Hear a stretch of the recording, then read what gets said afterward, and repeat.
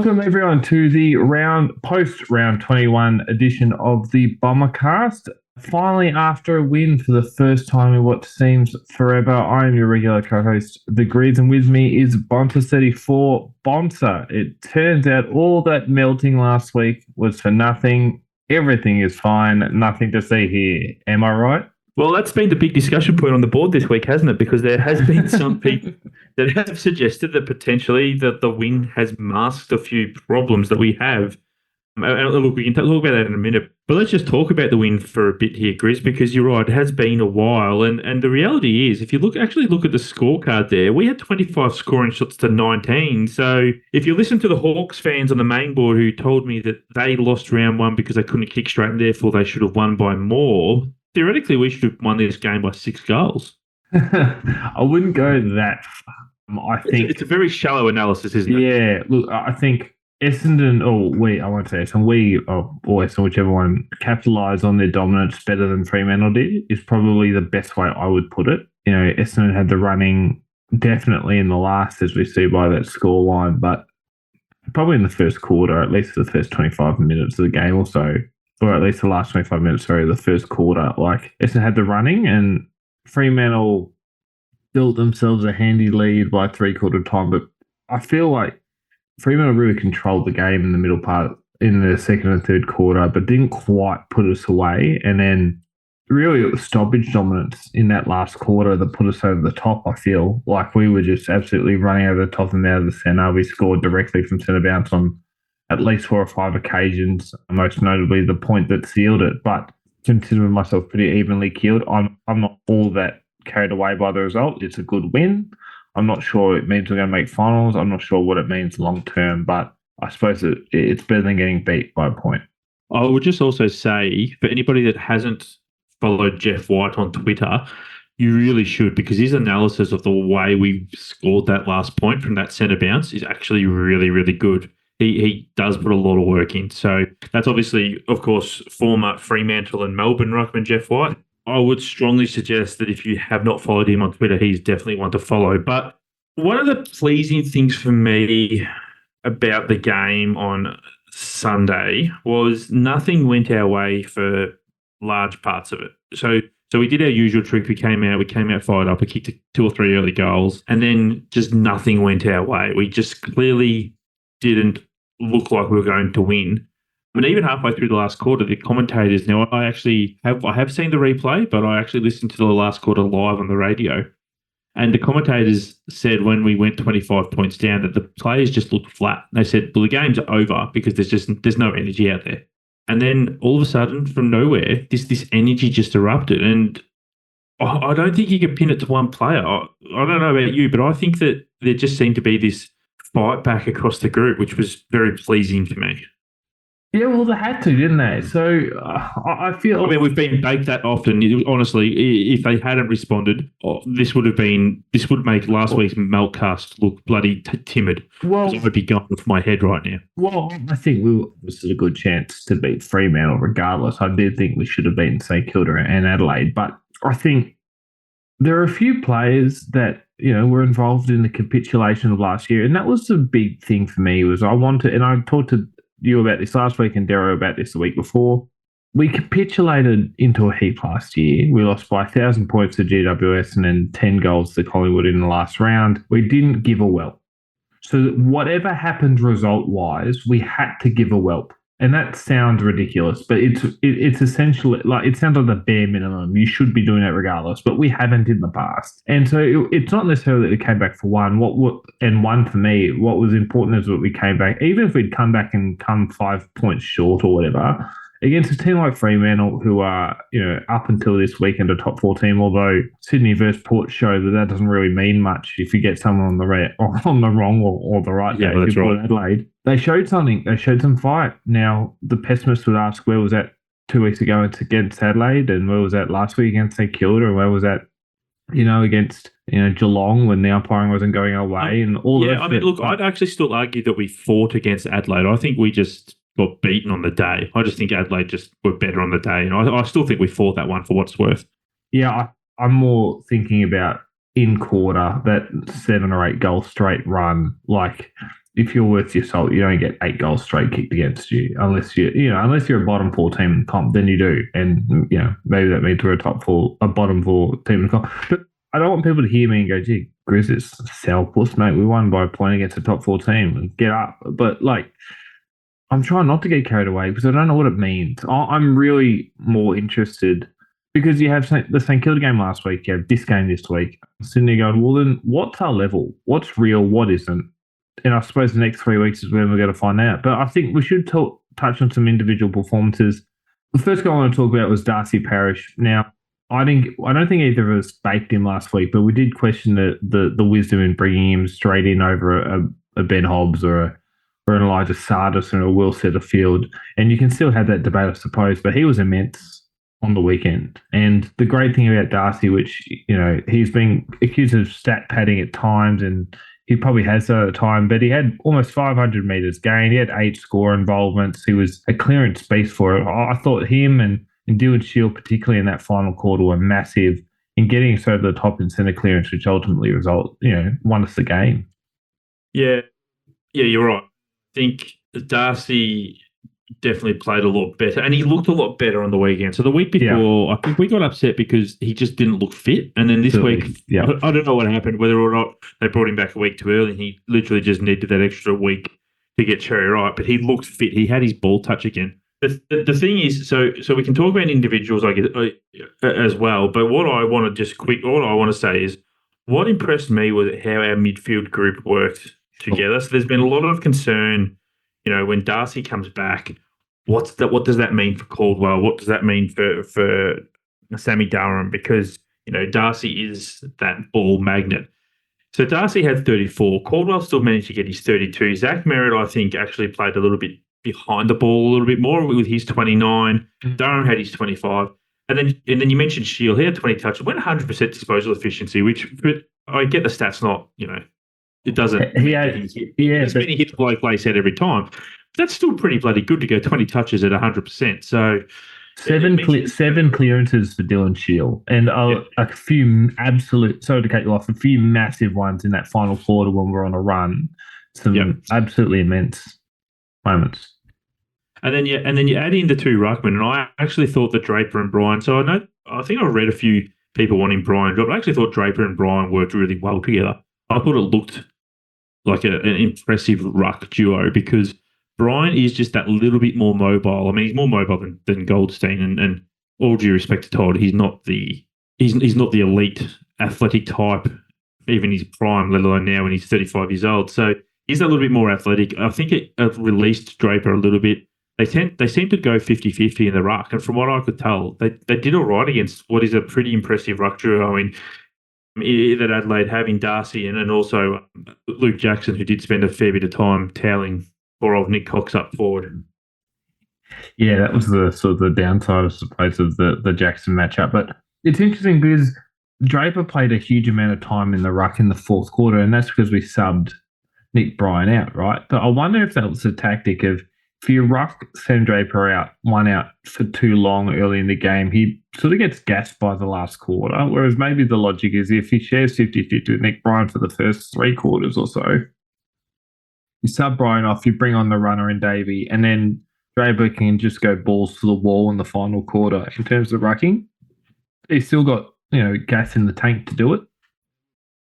I thought it worked well. It was a winning combination. I hope they go again with it this week, particularly against Gold Coast, and we'll get to the Gold Coast in a minute. They absolutely hounded us in clearances and around the ground when Bryan played last, which was against the Gold Coast, but he was sort of one-out ruckman in that situation, so I don't think it's an analogous sort of circumstance. I just want to talk as well about Sammy Durham's role, because I thought Sammy Durham had obviously kicked the winning point. It was fantastic. We're all cheering. But did you like Zach Merritt waving him forward? Zach Merritt running alongside him, he's waving those hands frantically. Just get closer, get closer. Yeah. Fantastic. Yeah, some real emotion. Yeah, I wonder, I reckon Sammy could have got a bit closer to kick the goal, but, in that situation, would you just rather the point? Is it easier for the other team to level it up out the centre clearance and go coast to coast? But I'd rather a goal because it means they have to score twice to beat you. Whereas I get the concept of the distance, and I understand that, but I think 35 seconds to go coast to coast is not impossible in AFL. So I'd much rather take the goal, back your midfield in to win, or at the very least, back your defenders in to not give away an easy shot on goal. That's it. That's just my take. Yeah, but I sort of want to talk about Durham's role because with Parrish and Shield coming into the team, he was sort of not as much midfield time as a pure centre clearance or stoppage on baller. And he was He's out the more wing a bit, I thought. yeah, but he was almost a high half forward coming up as an extra at the stoppage. And I don't mind it for him because we all know he's such a maniacal competitor. Like in the air, on the ground, he's just a competitive beast. We've lacked some ground level grunt in the forward half at different points throughout this year. You know, I didn't mind as a role, and then he comes up at the stoppages, that extra guy to lay tackles and to get involved. You know, we've got, like DeSartis and Ben Hobbs outside the team. Ideally, Shield might be moving on next year. Maybe you bring one of those guys in to replace Shield, or maybe you keep this mix if we keep Shield on board. Like, I don't know, but you're going to have to start fitting some of these guys elsewhere. And if Sammy Durham can play half forward, and we know Caldwell can do a few things, you talked about Merritt being behind the ball as well, and his ball skills would be helpful there. Yeah, it'll be really interesting to see how we start shaping this team around to try to fit all these guys in. And, Nick Martin and Sammy Durham as a high half forwards. Nick Martin kicked 2 and had 25. I really don't understand why we even bother with him as a defender anymore. Like, it's just so bleedingly obvious. Well, I think the other thing about you got to keep in mind about Martin is we did sort of play him a little bit more forward this week, even before the last quarter when we just threw caution to the wind and put him in the half forward, which is Brad Scott's one wood at the moment. And what that meant was that Redmond was playing his traditional half-back flanker role, and lo and behold, he played his best game of the season. So, yeah, you just look at that stuff like that and you go, why don't we just do that all the time? Why are we trying to do this? And this is a point I've said before, and I've raised it on the board multiple times, and I actually said it about Jai Menzies as well, because Jai does look a bit lost at the moment because we're playing him a lot higher than he did last year when he did so well. It just seems to be that this focus that we need to teach players roles rather than let's just put them in a spot that their strengths are going to shine. And it's the easiest thing to do. And I get that may mean that you end up with one-dimensional players, but if you get one-dimensional players, they're really good. I just don't understand this. Let's teach them a role. Before we move to the Gold Coast game, Grizz, I do want to ask you the elephant in the room question. You did mention at the start, and it has something that's come up. Would a loss have been better for the Essendon Football Club where we're at right now? What do you? So look, let me give my take, and then I'll let you give yours. I'll mention him because I know he's listening. So Mercurial89 and I have had a discussion about this. He is of the opinion that a loss would have been better because the win does paper over some of the cracks. It does affect our draft position, and it does reward poor form. To be honest, he doesn't make a bad point. I don't think he makes a point that's wrong. The reality is I just don't agree with him. So I look at that and I say, well, it's better to get a win because it means that blokes like Caddy, it means blokes like Archie Roberts, all those young blokes, and even Caldwell and Durham and even Zach Merritt, for example, it means that they get this ability to know how to win when it's close. So you look at Collingwood, you look at Hawthorn when they were up and about, all these sides knew how to win when it was close, and you don't get that by dropping games. And the other part about the draft pick at the moment is this draft pick it's only the difference between pick 8 and pick 10. And this seems to be from what we understand, a fairly level draft. So to me, that's not worth dropping a game. I don't think dropping a game for a draft pick in an even draft is worth it. If it was for Harley Reid and we were playing the Gold Coast in the last round, I would lose that game. I would not go out of my way to get our one win for the year over the Gold Coast to cost us Harley Reid, because that's just insane. And any club that does that is just complete nuffy central. Hello, North Melbourne. But yeah, so that's my take. I just think at the end of the day, winning's better. That thing is, I'm a football fan, and I've been a player, I've been a coach, I've been all that sort of stuff. Reality is, I like winning. I always take a win over a loss. So that's probably feeds into it too. But what do you think? Because as I said, the points that Mercurial and others have raised, not wrong at all. They're perfectly valid points. The problem is the other side, my side, is also a valid point. So you've got these two sides of the coin, and you could probably pick it without. It's probably not great podcasting, but I tend to agree with your point of view. So I heard this discussion in a couple of places. My view of it is this: at some point, Essendon has to stop thinking about the past and the future and just focus on what it's doing now. At this point in time, if we beat the Gold Coast Suns this week and then Carlton or the Bulldogs lose, and Carlton's playing a red hot Hawthorn, we're in the 8 with 2 rounds to go. I would rather see this team go balls to the wall, try and make finals. And it's not because I want to get, I think it'd be a great learning curve to get bundled out by 80 points in the first round if we have to play Port Adelaide and in Adelaide. I don't think it's, but at some point, Essendon has to stop thinking, oh, this will be good learnings for next year. Through next year, worry about now. We were saying at the end of last year, this 1,000-point loss to GWS and it's going to get them, right up and going for 2024. They went to Arizona, they did all this stuff as a playing group. They're gearing up for 2024. Well, 2024 is now. Stop worrying about next year.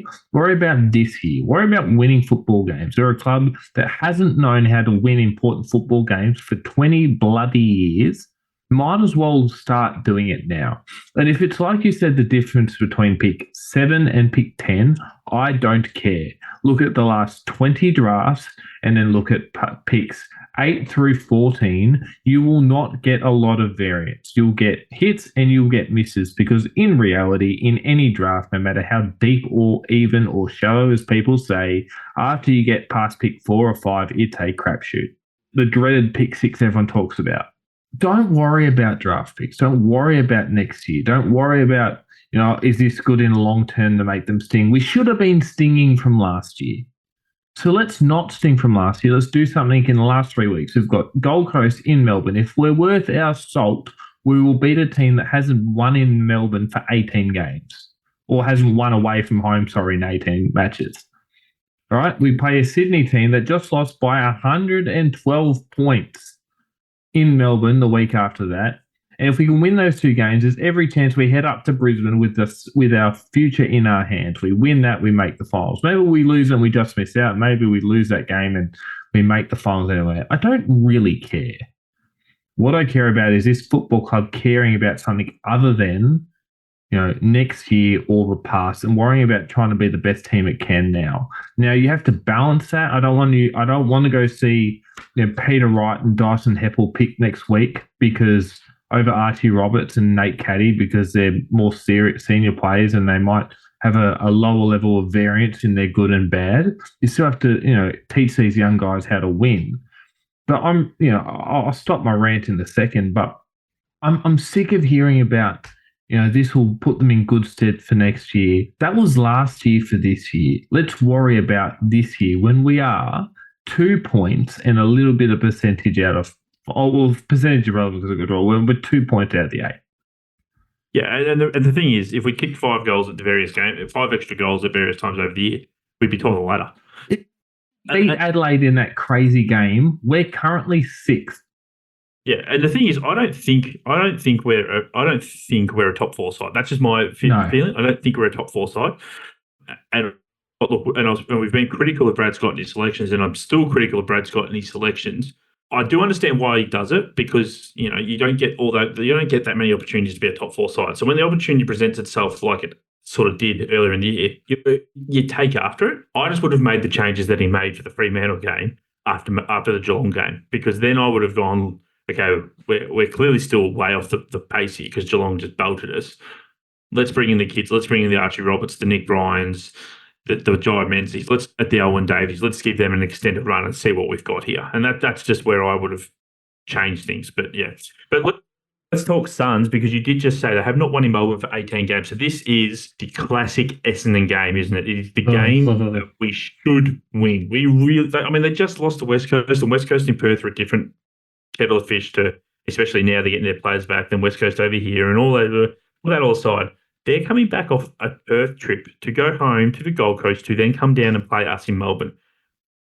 We, as a football club, cannot lose this game if we want to pretend we're going to play finals this year.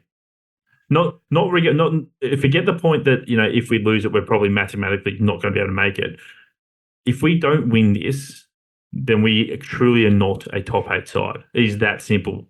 And I know that it is that simple because of the ladder, but it's also just that simple in terms of mindset, really, because you cannot drop games like this. Yeah, I think in short, what you're saying is if we lose this game, we don't deserve to play finals, and we won't.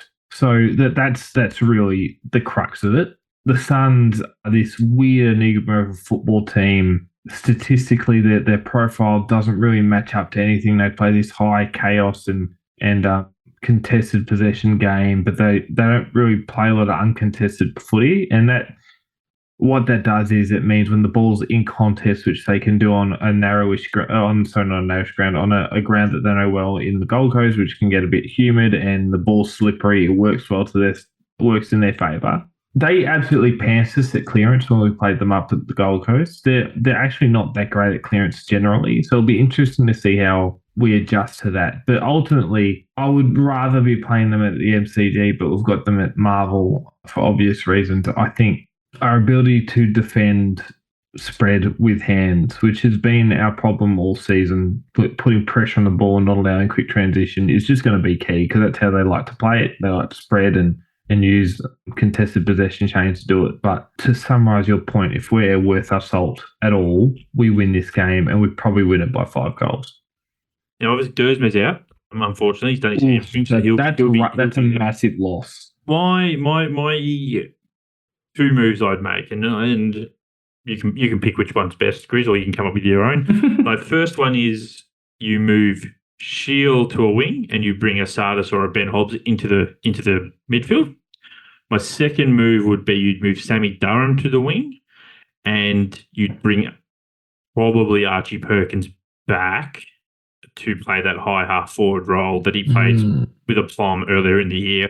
Before again, we decided he needed to learn a role and we plonked him in the midfield to be the defensive midfielder, which just did not work at all. Well, there's option C, which I don't think you've considered, but I think there's a realistic chance is we bring in Nick Hind. Yeah, look, there is that opposite possibility. I don't think Nick Hind's at our football club next year. So that's probably why. But I'm just thinking about there's a tie between what I'd like to see and what I think might happen. And I'm telling you that balance. I think moving Nick Martin to a full-time wing is probably another way we do it. We've been rotating. Yeah, it's a good idea. We've been rotating Nick Cox and Harrison Jones on one wing. I think if you move Nick Martin to the other wing, that probably solves your problem. You keep Roberts and you keep Redmond behind the ball, and then you bring in a Perkins or maybe bring in Owen Davey to play a full game. I would be bringing in someone over Jai Menzies regardless. I think he needs a spell in the VFL. I know Eth put up a really passionate defence of him, and I respect that, but he just hasn't been up to scratch the last month. And that's fine. Everyone goes through form slumps, but we have to pick guys who might be playing. This is left field, and we probably won't do this, but I'd love to see Tex Wanganeen come in as a running halfback wing. He's been a good touch of the VFL. Just see what you've got. Maybe see that, and then maybe. Yeah, I think I said that. I think I said that earlier. I actually said that about Menzies. I said we're going to drop Menzies because people are going, we'll drop Menzies and bring Hind in, and that'll be our forward pressure. I'm going to drop Menzies. I'd probably just rather bring Tex in, and I get that it's not the forward. The forward line is not the role he's been playing. But, but I would. But we're not asking to be that deep inside 50 small forward like we were last year when he struggled. We're still putting him up the ground a little bit. So I'd be happy bringing Tex in. Or you can bring in Tex as a sub as your running option and bring Davey in as your full-time, as a full game player in that forward half for Mendy. Like that's the other alternative. Like there are positional switches you can be doing, and then you bring in, out Mendy and Davey, and then out, Dersma, and maybe you bring in him, and then bring Wayne Gaines. I don't know what it is, but I would like to see us add some more running to our side.